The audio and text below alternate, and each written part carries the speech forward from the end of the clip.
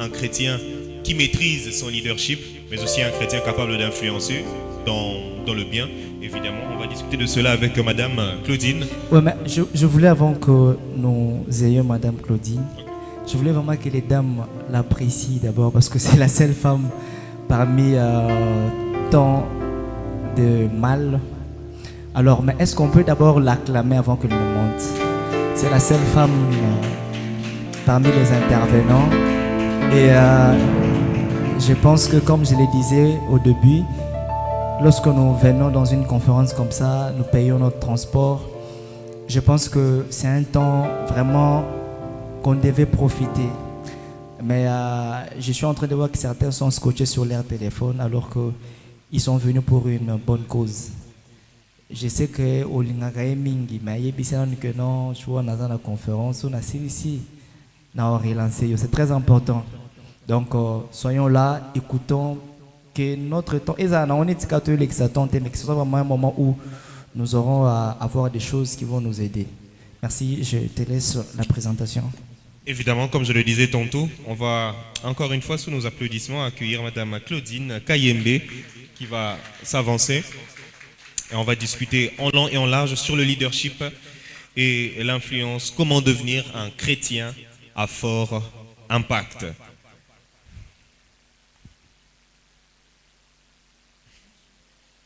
Bonjour Claudine, comment ça va? Ça va très très bien, tu n'as qu'à renforcer, c'est bon? C'est bon.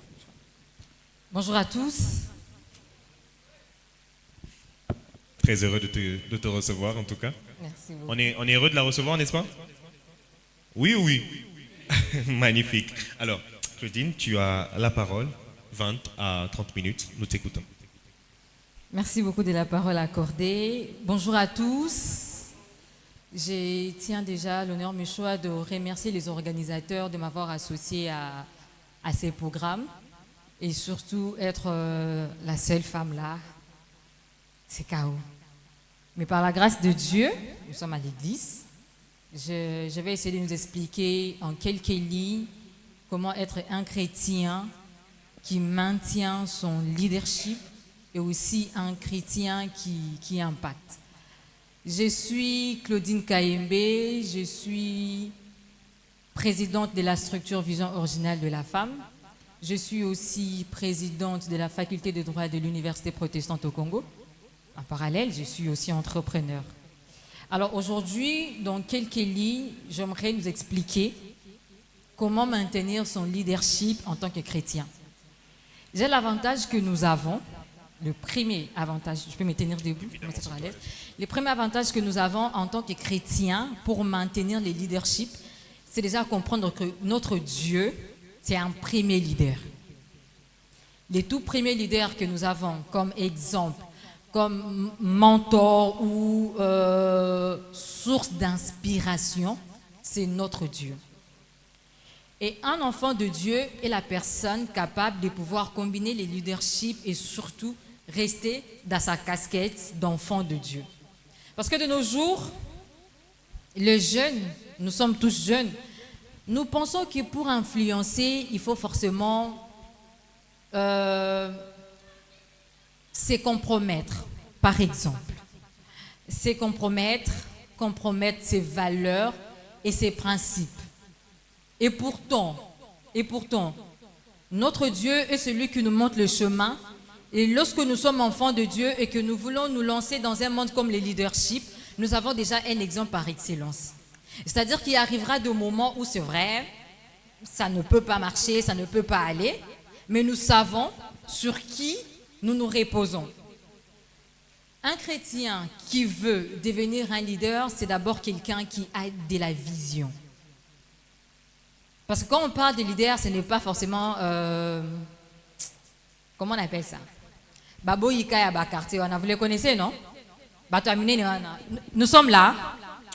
Réagissons. Vous connaissez les Boïka là dans nos quartiers qui sont gros et tout ça? Il y a combien de 10 personnes. On va se voir les cabos. Il est leader. Non. Ici, on parle de leadership d'une personne qui a une vision. Quand on parle de vision, quand on parle de leader, on parle d'une personne qui a la capacité de conduire.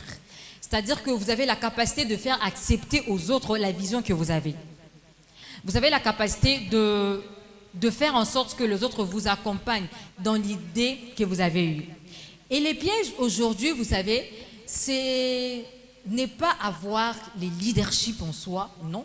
Mais les pièges aujourd'hui, c'est penser que pour être leader, il faut carrément influencer 10 000 personnes. C'est faux. C'est faux. Un leader n'est pas forcément une personne qui est très connue, non. Mais c'est une personne qui a la vision, qui sait accompagner, qui sait soutenir, qui sait guider, qui sait marcher avec les autres. C'est quelqu'un qui a de la discipline à s'imposer, qui a des principes à s'imposer à lui-même et qui fait accepter aux autres la vision qu'il a. On ne peut pas t'appeler leader si tu n'es pas en mesure d'influencer ne serait-ce que ton entourage, ne serait-ce que 3 personnes qui t'entourent, ou 2 personnes qui t'entourent. C'est vrai qu'aujourd'hui on va dire, allez, nos amis ne croient pas en nous, nos amis, etc. Mais comment les gens arriveront à croire en vous si vous n'êtes pas inspirant? C'est-à-dire, s'ils ne peuvent pas trouver en vous des choses qui peuvent les pousser de croire en vous. Comme aujourd'hui, M. Jeff nous a réunis ici. Il a eu son idée, bien évidemment, d'organiser cette conférence. Mais il ne l'a pas fait seul. Il a eu des amis qui l'ont aidé à pouvoir organiser. C'est ça un leader. Mais ceux qui Esaïe, est-ce que tes amis peuvent t'accompagner? Ce n'est pas qu'ils ne veulent pas te soutenir, mais est-ce que tu as seulement une vision? Mais est-ce qu'à la vision, tu rajoutes les principes? On sait que non, toi, vraiment, tu tiens à cette chose et quoi que l'on fasse, quoi que l'on dise, tu y tiens. Beaucoup de chrétiens aujourd'hui, nous n'aimons pas travailler, nous ne voulons pas peut-être inspirer les autres, nous n'arrivons pas à inspirer les autres parce que nous pensons que la foi peut tout faire à notre place. J'aimerais dire à quelqu'un, je ne suis pas venue prêcher, mais j'aimerais dire à quelqu'un que la foi ne doit pas être une excuse pour demeurer dans la médiocrité. C'est-à-dire, la prière ne doit pas être notre abri pour demeurer dans la médiocrité, pour ne pas impacter. Comme je le disais tantôt, pour impacter, il ne suffit pas seulement d'impacter 100 000 personnes, non. Il suffit d'impacter votre entourage. Aujourd'hui, personne ne connaît le jour ni l'heure. Aujourd'hui, Jésus revient. Qu'as-tu fait? Qu'as-tu fait? Ce n'est pas seulement se tenir ici devant, avec un micro, parler, non. Même dans ton entourage, combien de personnes tu as réussi à impacter? Est-ce que tes amis croient en toi? Est-ce que tu as des projets? Mais est-ce que tu le mets en pratique? Tu as des talents, des dons que le Seigneur t'a donnés. Toi, c'est l'entrepreneuriat qui te passionne. Toi, je ne sais pas moi, c'est le leadership qui te passionne. Je ne sais pas moi, autre chose qui te passionne. Mais est-ce que tu travailles dessus pour être un chrétien, un leader qui impacte et qui influence? Aujourd'hui, nous trouvons que le mal va de mal en pire. C'est parce que nous avons laissé les leaderships aux personnes qui n'étaient pas habilitées à les porter. C'est parce que les enfants de Dieu, on a dit que certains postes étaient réservés qu'à certaines personnes. C'est parce qu'on a dit que la politique, par exemple, même si M. Jeff n'aime pas, était réservée qu'à certaines personnes. Non. On peut être enfant de Dieu, impacté, influencé positivement.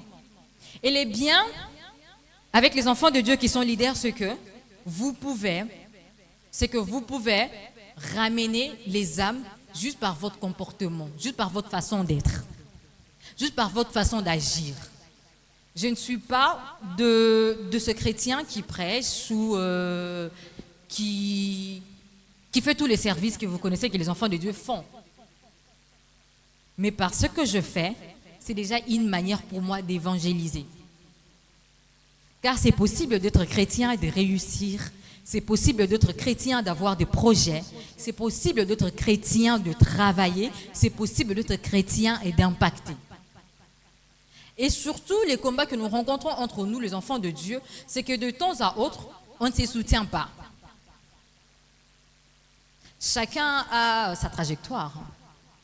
Chacun a son parcours. Peut-être vous, votre parcours, c'est vraiment tout ce qui est entrepreneurial. Il y a aussi de ceux-là qui sont appelés au ministère en temps plein. Il y a de ceux-là qui doivent exercer en temps partiel. Mais à nous tous, Dieu a donné des dons et des talents que nous devons travailler. Tu parles bien, par exemple, mais ça au service. Tu sais bien parler, tu as la capacité de convaincre facilement les gens, mais ça au service. Combien de projets nous avons laissés sous notre lit, mais nous avons quand même prié.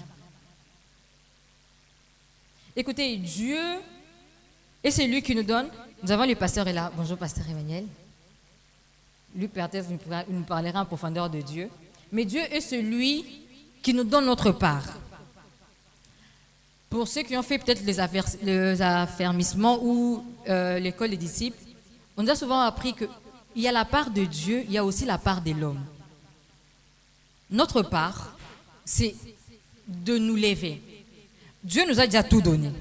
Il a donné de l'intelligence, les dons, nous a capacité. Mais si l'on ne travaille pas dessus, on sera qu'il y a des chrétiens qui prient,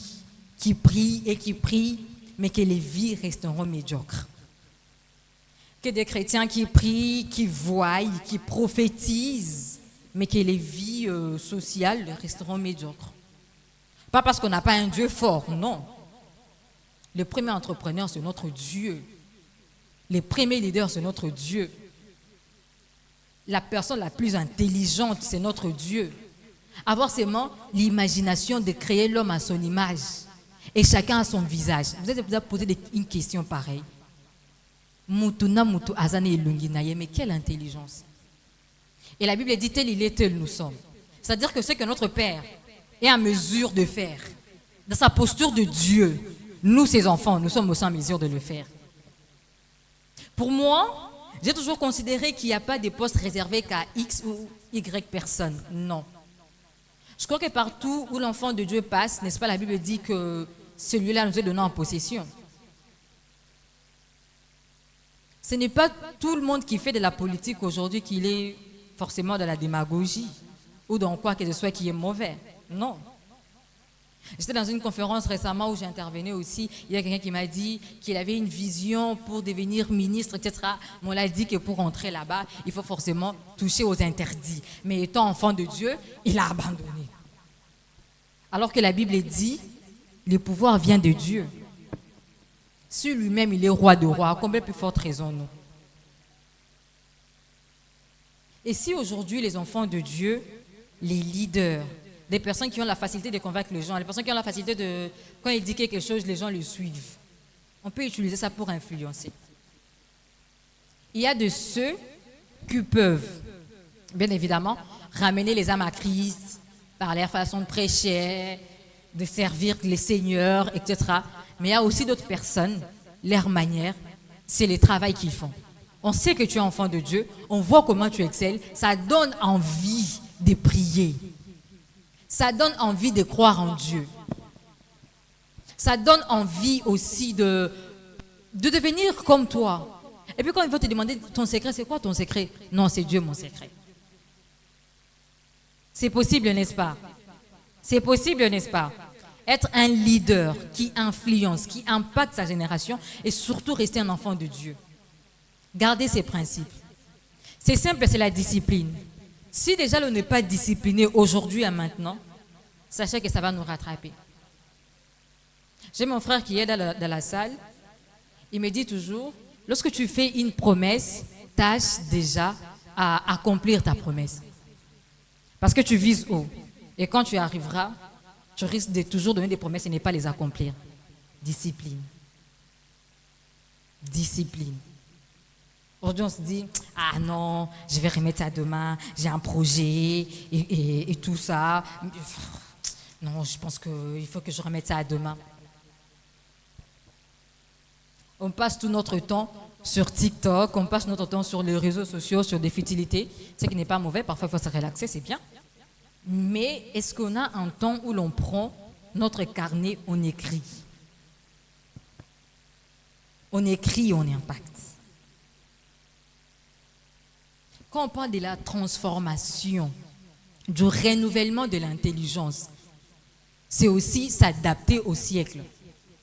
Pas ces siècles ici, excusez-moi, mais personne n'est d'or. Hein? Excusez-moi, mais si vous avez un projet, vous ne savez pas quel jour ça va impacter, ça va se réveiller.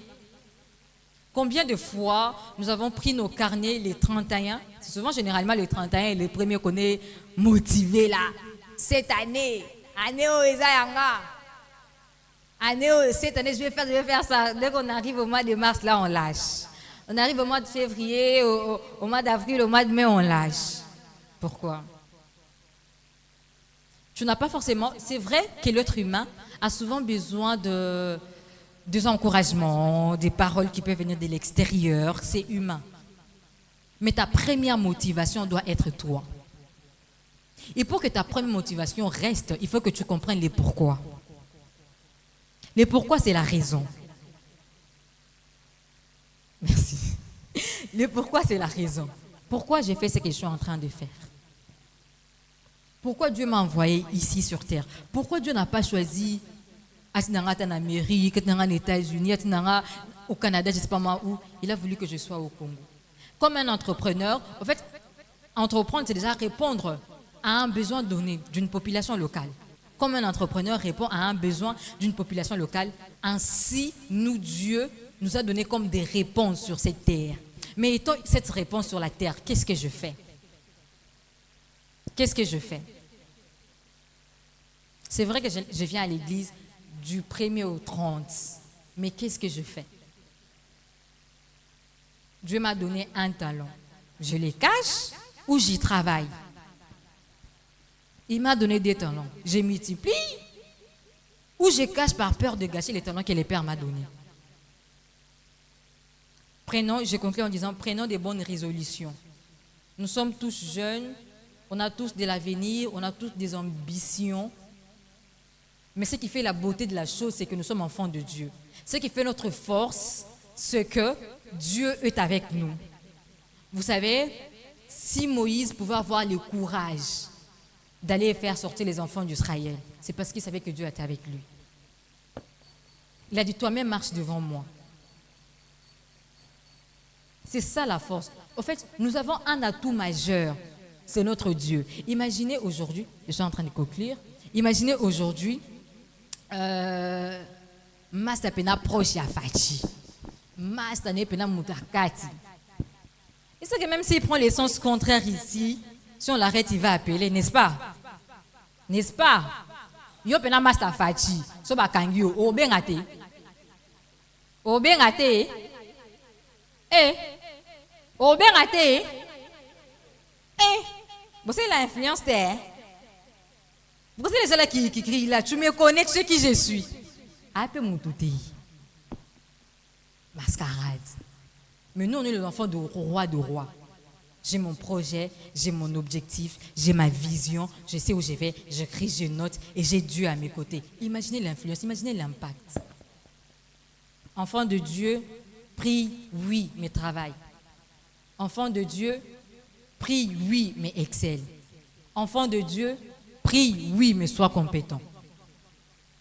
Je réitère, que la foi ne soit pas une excuse pour demeurer dans la médiocrité. Parce qu'aujourd'hui, on refuse de travailler tellement on a la foi. Tu as un dossier au bureau, tu dis non, j'ai la foi. Non, travaille. Et si vous remarquez, même aujourd'hui, on dit que la plupart des chrétiens n'aiment pas embaucher les chrétiens. Ce n'est pas qu'ils n'aiment pas embaucher les chrétiens, c'est que les chrétiens sont paresseux. Soit on t'embauche, ok, retraite. Excusez-moi. Mais ok, retraite. Alors qu'au bureau, on a des dossiers qui t'attendent. Mais vous voyez qu'ils sont les païens qui excellent. Pourquoi? Ils sont disciplinés. Constant dans leur travail. Constant. Mais toi, si on t'embauche aujourd'hui, demain tu vas là. C'est pas mal de partir en retraite. Mais il faut savoir que chaque chose a son temps. Il faut être un chrétien équilibré. Si vous n'êtes pas compétent aujourd'hui, je peux prier, parler en langue, mais dans mon entreprise, n'a pas zoyoté.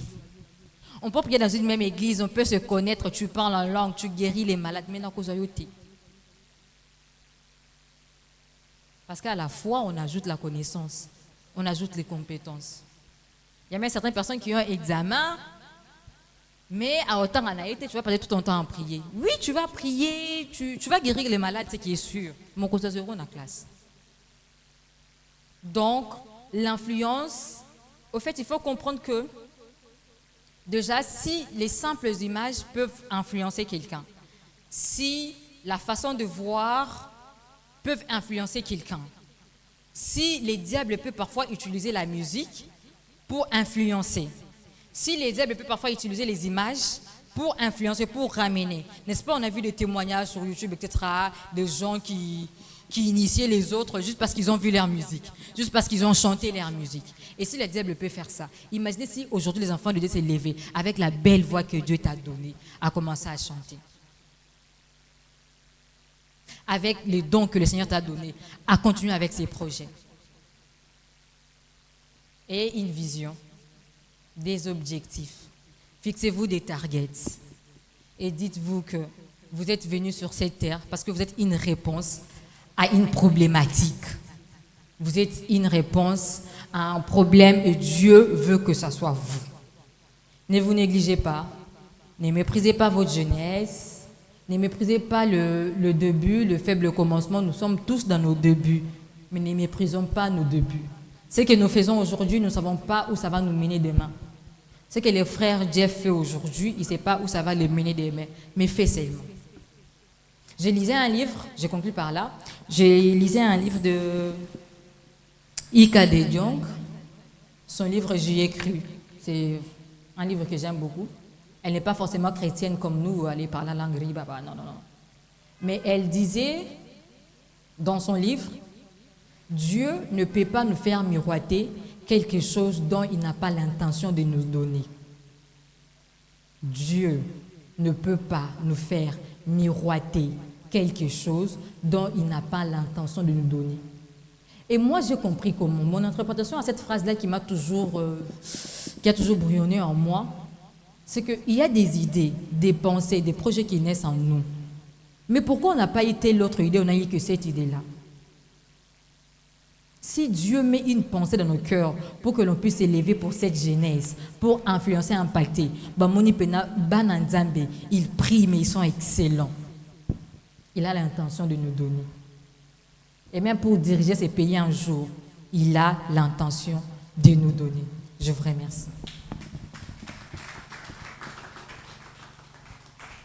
C'était très instructif. Merci beaucoup, Claudine. J'ai vu des gens en train de noter des questions. On va les garder bien au chaud. Pendant que M. Danko Daniel se prépare, il y a une petite question existentielle que j'aimerais te poser, évidemment, avant qu'on enchaîne avec le prochain intervenant. Tu as parlé leadership, tu as parlé influence. Alors, il y a cette question, évidemment, que les chrétiens se posent généralement. Quel est ton avis, justement, sur ces personnes qui pensent qu'une femme, c'est nocif, ou plutôt c'est mauvais, quand elle parle beaucoup trop leadership, beaucoup trop influence. Elle a tendance à beaucoup trop se montrer. Qu'est-ce que tu penses de ces gens? Mais moi, je pense que la question, là, on doit poser ça aux hommes. Hein? Qui est d'accord avec moi? Qui est d'accord avec moi? C'est que on doit vraiment poser aux hommes. Il y a que les femmes qui sont d'accord, on dirait. Oui, parce que nos frères sont contre nous. Excusez-moi. Désolé, pasteur. Parce qu'on se rend compte qu'aujourd'hui, c'est pas qu'on est en combat avec les hommes, non, on se complète, nous sommes complémentaires. Mais les personnes qui ont du mal avec le leadership féminin, c'est notamment les hommes. Pourquoi vous avez peur des femmes leaders? En fait, moi je me dis, c'est juste la mentalité, la confiance en soi. D'accord? Les hommes, ils ont beaucoup d'ego,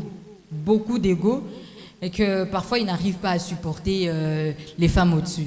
Comme moi, par exemple, quand j'ai postulé, c'était un peu comme ça. Il y avait tous les hommes là à côté, c'était la seule femme. Oui.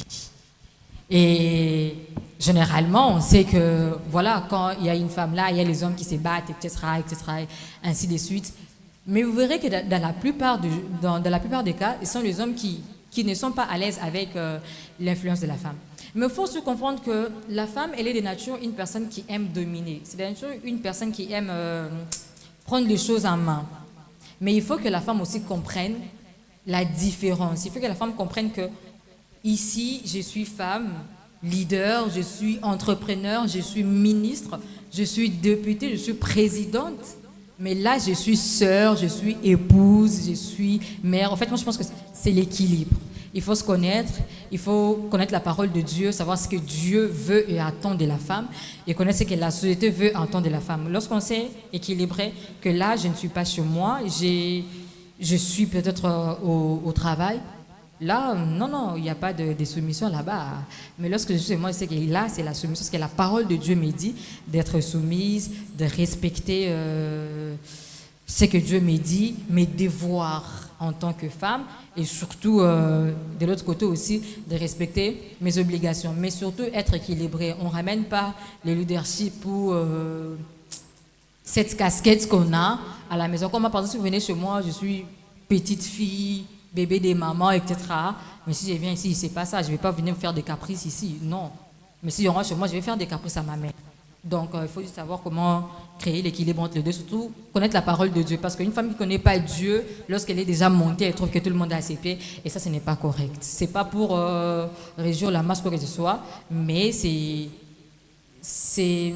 les principes que j'ai reçus de ma mère. Et je pense que je suis de la vieille école. Et c'est intéressant. Je pensais que quelqu'un allait apprécier ce qui a été dit. Quand même, faut péter la main à vous. Alors, merci beaucoup Claudine. On va prendre le prochain intervenant, mais certainement, il y aura des questions à la fin. Donc, j'ai vu des gens qui notaient des questions. Merci de les garder. Vous pourrez certainement lui voir pour faire des photos à la fin. Je sais qu'il y en a beaucoup qui en ont envie. Moi, le premier. Donc, merci beaucoup. Est-ce qu'on peut encore m'aider à applaudir Claudine pendant qu'elle rentre ?